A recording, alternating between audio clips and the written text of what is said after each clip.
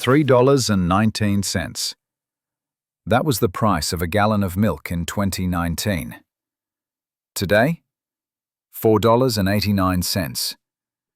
That's a 53% increase in just 5 years. But here's the weird part.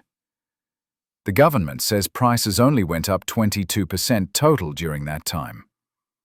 Your grocery bill? Doubled. Your rent? Up 40%. Gas? Through the roof.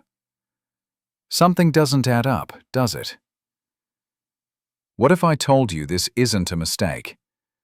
What if the government has been deliberately reporting fake inflation numbers for 30 years, and this lie is stealing about $370 from your Social Security check every single month? In the next 15 minutes or so, I'm going to show you exactly how they do it. You'll learn the 3 accounting tricks that make inflation disappear on paper. Why your parents can't afford retirement even though they did everything right. How this creates the largest wealth transfer in history and who's getting rich from it. And most importantly, what you can do to protect your family. This is math. Simple math that anyone can understand. And once you see it, you can't unsee it.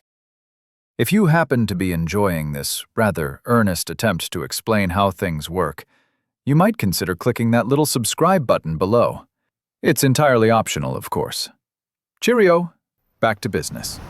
Let me tell you a story that changed America forever, but almost nobody knows about it. In 1996, 5 economists sat in a room in Washington. They were called the Boskin Commission. Their job? Figure out if the government was measuring inflation correctly. Their conclusion shocked everyone. Well, everyone in power. They said the government was measuring inflation wrong. But here's the twist. They said inflation was being measured too high. Think about that. While regular people were struggling with rising costs, these economists said, no, prices aren't rising as fast as we think. Why would they say this? Simple. Social Security. Here's what they figured out. Every 1% of inflation costs the government about $10 billion in Social Security payments. That's because Social Security checks get adjusted for inflation every year. If inflation is 4%, Grandma gets a 4% raise. If it's 2%, she gets a 2% raise. The Boskin Commission said, if we keep measuring inflation the old way, it would add $148 billion to the deficit by 2006. That's billion with a B. So, they had a brilliant idea. Don't change Social Security. Just change how we measure inflation.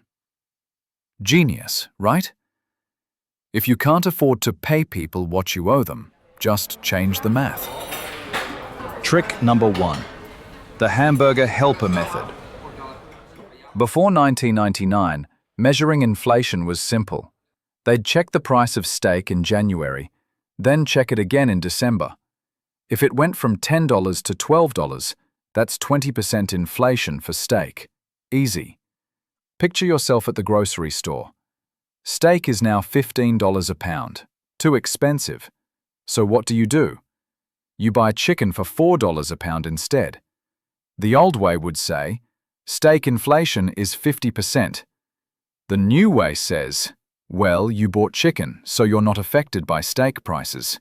No inflation for you. But wait, you wanted steak. You're eating chicken because you can't afford steak anymore. Your quality of life went down, but on paper, the government says inflation is basically zero because you substituted. They literally measure you getting poorer and call it no inflation. Trick number 2. The magic iPhone. This one's my favorite because it sounds reasonable until you think about it. You buy a new iPhone. It costs $1,000. Last year's iPhone? Also $1,000. Simple math says the price stayed the same, right? Wrong. The government says, wait, this year's phone is twice as fast. So really, you got twice the phone for the same money. That means the price actually fell by 50%. I'm not making this up. This is called hedonic adjustment. Hedonic, from the Greek word for pleasure. They literally adjust prices based on how much pleasure you theoretically get. Your laptop costs $1,200? Well, it's better than last year's $1,000 laptop, so they say the price went down. Your car costs $35,000. Well, it has better airbags than last year's $30,000 car, so the price went down. Never mind that you still had to write a bigger check. In their fantasy math, prices are always falling when quality improves. Trick number 3, the imaginary rent. This is the big one, the one that affects everyone. Housing is about 24% of the inflation calculation, 1/4 of the entire thing. So how do they measure housing costs? You'd think they'd look at home prices, right? Or mortgage payments, or property taxes. Nope. They call homeowners and ask, if you had to rent your own house from yourself, what would you pay?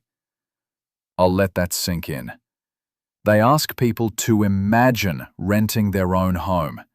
Not what homes actually cost, not what mortgages actually cost, but what people guess their house would rent for. Here's why this matters. Between 2000 and 2006, home prices doubled. The inflation measure for housing barely moved. When housing crashed 43% in 2008, the housing inflation number kept going up. From 2020 to today, home prices jumped 60%. The official housing inflation? 25%. If you're trying to buy a house, you know prices went up way more than 25%. But the government doesn't measure what houses cost. They measure imaginary rent. So if the government's numbers are fake, what's the real inflation? Let me introduce you to 3 different groups who tried to figure this out. First, MIT's Billion Prices Project. MIT professors created robots that check 5 million prices every single day from actual stores. Not surveys, not estimates, real prices of real products. What did they find? During every crisis, 2008, 2020, 2022, real inflation was 2 to 4 percentage points higher than what the government reported. When the government said 3%, MIT saw 5 to 7%. Second, the Chapwood Index. A group of researchers tracked the actual prices of 500 things Americans buy most: groceries, gas, insurance, everything. They check these prices in 50 major cities. Their finding? Real inflation averages 9 to 11% per year in most cities. San Francisco, 13.1%. New York, 12.8%. Even smaller cities like Cincinnati, 10.2%. Third, your own experience. Here's a test. Think back to 2014, 10 years ago. What did things cost? In 2014, a movie ticket cost about $8. Now, it costs between $15 and $20. A Chipotle burrito costs $6.50. Today, it costs between $12 and $15. A used car cost about $15,000. Now, that price is closer to $28,000. Apartment rent was around $1,000. Today, the rent is between $1,800 and $2,200. Does that feel like the 2 to 3% per year the government claims? Here's why small lies matter so much. If the government understates inflation by just 2% every year, here's what happens over time. Year 1, they say your dollar lost 3 cents, but in reality, it lost 5 cents. Year 5, they say you lost 15 cents, but you actually lost 28 cents. Year 10, they say you lost 30 cents. The real loss is closer to 55 cents. Year 20, they say you lost 60 cents. In truth, you have lost about 90 cents. After 20 years of small 2% lies, your money lost half its value beyond what they told you. That's not a rounding error. That's half your life savings gone. Let's talk about your parents or grandparents on Social Security. 68 million Americans get Social Security. Every year, those checks are supposed to go up based on inflation. It's called a COLA, cost of living adjustment. But here's what's happening. In 2000, Grandma's $1,000 Social Security check could fill her shopping cart completely. Food, medicine, utilities, everything she needed. Today, that same check, after all the cost of living adjustments, is $1,800. Sounds good, right? 80% increase. But here's the problem. To buy the same stuff in that shopping cart today actually costs $2,600. She's short $800. Every single month. The Senior Citizens League studied this for 20 years. Their conclusion: retirees have lost 40% of their purchasing power. That's not a statistic. That's millions of elderly Americans choosing between medicine and food. Now, the government offers these special bonds called TIPS, Treasury Inflation Protected Securities. The whole point is to protect your savings from inflation. Sounds great. There's just one tiny problem. They adjust based on the fake inflation number. In 2022, when your groceries went up 15% and gas doubled, these inflation-protected bonds lost 12% of their value. Let me say that again. The bonds specifically designed to protect you from inflation failed during the highest inflation in 40 years. It's like buying flood insurance that only pays out if the government admits there was a flood. But the government measures flooding with a ruler in the desert. If you have a job, you're probably getting annual raises, right? Maybe 2 to 3% if you're lucky? Your boss says it's a cost of living adjustment. It's based on, you guessed it, the official inflation rate. But your actual costs went up 5 to 7%. So every year, you're falling behind by 3 to 4%. You're working just as hard, maybe harder, but you can afford less and less. And here's the kicker. Union workers with inflation-protected contracts?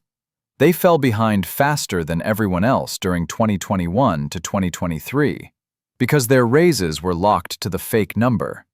Want to know who doesn't trust the government's inflation numbers? Landlords. Go read any commercial lease. They all say something like, rent increases by CPI or 3%, whichever is higher. Why would they need that 3% minimum if they trusted the inflation numbers? Because they don't. The entire real estate industry, people whose business is knowing costs, collectively said, we don't trust your fake numbers. When the people with the most money on the line don't trust the system, maybe you shouldn't either. So why does the government fake these numbers? Simple. Money.